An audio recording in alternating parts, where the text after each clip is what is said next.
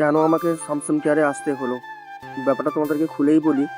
তোমরা সবাই জানো কদিন আগে আমার হাত থেকে পড়ে ফোনটা ভেঙে গেছিল। স্যামসাং কেয়ার থেকে ফোন করে আমাকে বলছে, স্যার আপনার ফোনটা সারানো হয়ে গেছে। তাই আমি বেশি দেরি না করে ফটাফট বেরিয়ে চলে গেলাম ফোনটা আনতে। আর আমি ভাবতেও পারিনি যে এত কম সময়ের মধ্যে ফোনটা সারানো হয়ে যাবে। তোমরা সবাই কমেন্ট করে বলবে কিন্তু স্যামসাং ফোন কে কে ইউজ করো। আর বেশি কথা না বলে চলো যাওয়া যাক। ফাইনালি স্যামসাং কেয়ার পৌঁছে গেছি। ভিতরে যেতেই ফোনের ডকুমেন্টস চাইছে, ফোনের ডকুমেন্টসটা দিলাম। তারপর স্যার ফোনটা আমাকে দিয়ে দিল। ফাইনালি ফোনটা দেখে আমি তো খুব খুশি।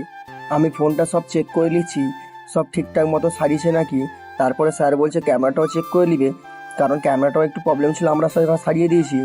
আমি তো বিশ্বাসই করতে পারছি না, সেই আমার পুরোনো ভাঙা ফোনটা আবার নতুন করে সারিয়ে দিবে, পুরো জাস্ট নতুন করে দিয়েছে। আমি তো জাস্ট অবাক হয়ে গেছি। আর আমি সবাইকে বলবো একটা কথা, যে কোনো নতুন ফোন কেন না কেন আগে ইন্স্যুরেন্স করে রাখবে।